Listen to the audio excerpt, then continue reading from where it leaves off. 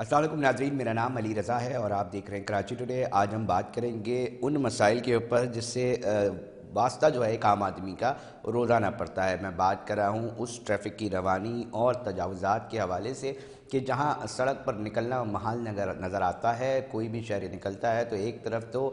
Main शाहराहों पे बड़े बड़े जो गड्ढे हैं वो नज़र आते हैं और उसकी वजह से ट्रैफ़िक की रवानी दिखाई देती है, तो दूसरी तरफ जो पतारे माफिया है उसने मेन शाहराहों पे जो है पतारे लगाए होते हैं, जिसकी वजह से बड़ी मुश्किलात का सामना करना पड़ रहा होता है। एक तरफ ट्रैफ़िक की रवानी जो है वो मुतासर हो रही होती है, तो दूसरी तरफ शहरियों को गुजरना मुश्किल हो जाता है। इसी हवाले से KMC ने लेटर्स भी लिखे हैं मुताल्लिक़ अफसरान को और साथ साथ भरहमी का इजहार किया मातहत अफसरान जो कि शहरों को के अंदर जो है शहर के अंदर मामला देखते हैं। और साथ साथ अभी ऑपरेशन भी हो रहा है, ये एक अहम मुहिम चल रही है, इसके ऊपर आज हम बात करते हैं। हमारे साथ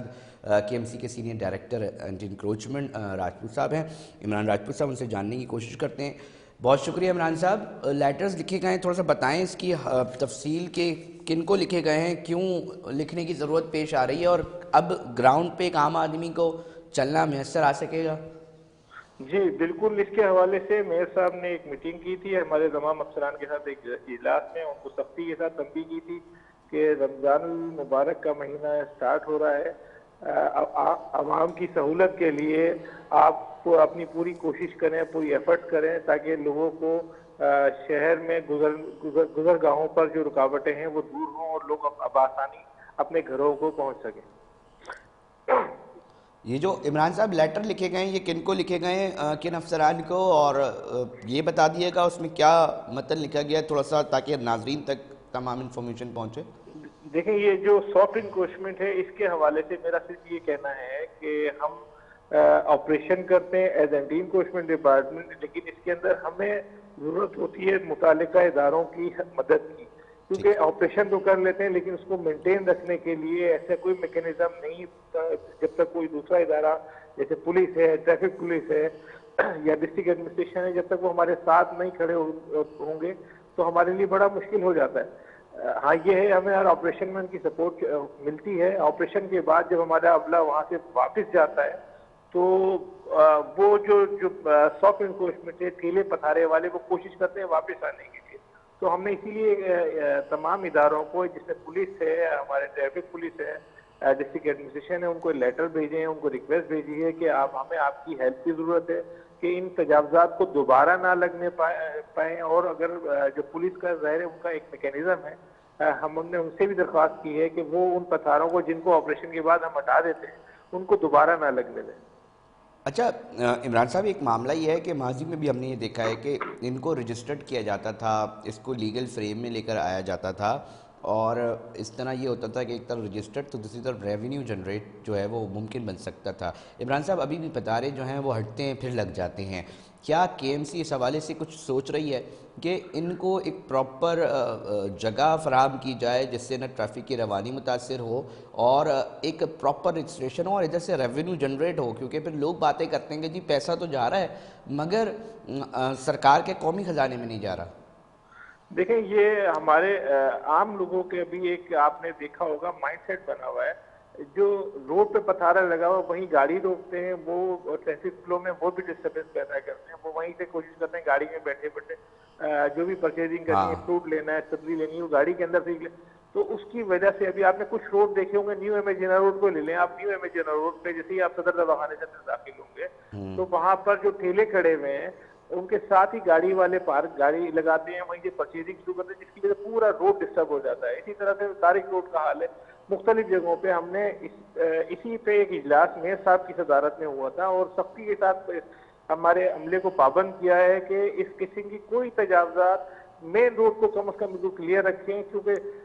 ये भी जरूरी, इफ्तार का टाइम होता है, लोगों को फ्रूट की जरूरत होती है, लोगों को इफ्तारी के सामान की जरूरत होती है। हम उनको बिल्कुल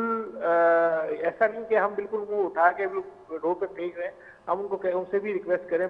ठेले जो काउंटर वगैरह स्टॉल लगाए हुए, कि आप लोगों की गुजरगाहों को डिस्टर्ब ना करें। अच्छा इमरान साहब, एक बड़ा एक अजीब व गरीब चीज़ ये भी देखी जाती है कि एक शख्स है, एक ताजिर है जो दुकान पर अपना रेंट देता है या ख़रीदता है, उसकी पूरी टैक्सेशन देता है और तमाम चीज़ें करने के बाद वो अपना मुनाफा निकालता है और तिजारत कर रहा होता है, मगर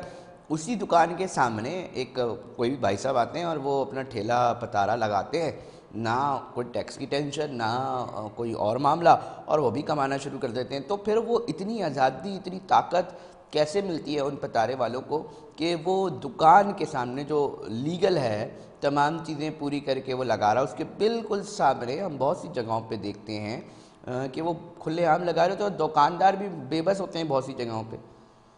देखिए, बहुत सी जगहों पे यकीनन इस तरह की सूरत हाल होगी, लेकिन ज्यादातर मामला इस तरह के हैं, दुकानदार हजरात की मर्जी के साथ ये सारा कुछ सिलसिला हो रहा होता है। वो अपने दुकान के आगे कुछ चीज लगाने के लिए कुछ पेमेंट चार्ज कर रहे होते हैं। ये उनकी म्यूचुअल अंडरस्टैंडिंग भी होती है, लेकिन हमारी टीम बिला तफरीक इस पे काम कर रही होती है। इस तजावजात के ऊपर कोई कंप्रोमाइज नहीं है, गुजरगाह बिल्कुल क्लियर रखनी है, इस पे कोई दूसरी राय नहीं है। अभी ऑपरेशंस कहाँ कहाँ तक चल रहे हैं और कहाँ तक हुआ है, कितनी रिकवरीज हुई हैं, कितने ठेले पतारे आप लोगों ने जब्त किए हैं, तहवील में लिए केएमसी ने, और क्या समझते हैं कि उसके बाद वो जगहों को साफ रह सकेंगी या नहीं? देखिए, मैंने जिस तरह आपसे पहले बताया कि केएमसी का जो काम है, एंटी इन्फोर्समेंट डिपार्टमेंट का ऑपरेशन करे, उस जगह से को क्लियर कर रहे हैं। उसके बाद हमने उनसे, जिस तरह हमने पुलिस को एक रिक्वेस्ट भेजी है कि उस जगह को मेंटेन की। अब आप सपोज करें कि हमने 4 बजे ऑपरेशन करके हमारी टीम जब वापस गई तो 6 बजे वहां पे मूवेबल कार्ट है, मूवेबल ठेले हैं, वो वापस अपनी जगह आने की कोशिश करते हैं। तो हमारी ट्रैफिक पुलिस से भी हमने ये रिक्वेस्ट की है कि हमारे इस काम के अंदर हमारी हेल्प करें कि उनको दोबारा उस जगह पर ना आने दें। और डिस्ट्रिक्ट एडमिनिस्ट्रेशन से भी हेल्प ये मांगी है कि अगर कोई इस तरह की वायोलेशन बार बार कर रहा है तो उसके अगेंस्ट, क्योंकि मजिस्ट्रियल पावर केएमसी के पास नहीं है, तो उनसे हमने ये मदद मांगी है कि अगर कोई इस तरह की एक्टिविटी दोबारा करने की कोशिश कर रहा है तो उसके खिलाफ कानूनी कार्रवाई की जाए। कानूनी कार्रवाई की जाए। बहुत शुक्रिया इमरान राजपूत साहब, हमें अपने मौक़िफ़ से आगाह कर रहे थे नाज़रीन। और एक ग्रैंड ऑपरेशन जो है वो कराची के शहरियों के लिए केएमसी की जानिब से किया जा रहा है, और जिस तरह इमरान राजपूत साहब हैं वो बता रहे थे कि जी हम कोशिश करते हैं मगर मूवेबल कार्ड्स होते हैं वो दोबारा लग जाते हैं। दूसरी बात जो अहम है वो ये है कि पुलिस के अंदर उसको इजाज़त है, दफ़ा है कि जी कोई भी ऐसी चीज़ जो कि रास्ता रोके उसके ऊपर मुकम्मल तौर पर एफआईआर दर्ज हो सकती है, प्रॉपर तरीके से कानूनी कार्रवाई हो सकती है। मगर जो सूरत हाल है, जो एक परसेप्शन बना हुआ है, तो वो जब नहीं होती उस तरह की कार्रवाइयाँ, तो फिर लोग इस तरह सोचने पर मजबूर होते हैं कि शायद कोई मुट्ठी गर्म हो रही होती है, बाकायदा सिलसिला जो है वो जा रहा होता है, और इसी वजह से शायद ना पुलिस एफआईआर काटती है और कोई इशू बनता है तो जी दीगर इदारे भी एक्टिव नज़र आते हैं। मगर सूरत हाल फिर से जूं की तू नज़र आती है इस शहर के अंदर, जहां कंक्रीट माफिया नज़र आता है, कंक्रीट का जंगल इस शहर को बनाया जा रहा है, मुख्तलिफ माफिया नज़र आते हैं, वहाँ पर ये मुनज़्ज़म माफिया है जो पतारे लगाता है और बग़ैर किसी टैक्सेशन के, बग़ैर किसी जगह से एक तरफ तो लोगों को परेशान करता दिखाई देता है, लोगों को फ्यूल में प्रॉब्लम होती है, गाड़ियाँ खड़ी होती हैं, तंग हो रही होती हैं, ट्रैफिक की रवानी मुतासिर होती है। दूसरी जानिब सरकार के कौमी ख़जाने में अलबत्ता कुछ नहीं आ रहा होता, मगर लोग ये कहते हैं कि जी ये इतनी बड़ी तरीके से, इतने मुनज़्ज़म तरीके से अगर लगता है तो यकीनी तौर पे इसके बेनिफिशरीज़ भी हैं, और वो कोई सरकार को कहता है कि सरकार में ही बैठे हुए हैं, तो कोई थानों के अंदर बैठे हुए हैं और जो इसको पूरा का पूरा तरीके से देख रहे हैं, उसका पैसा इससे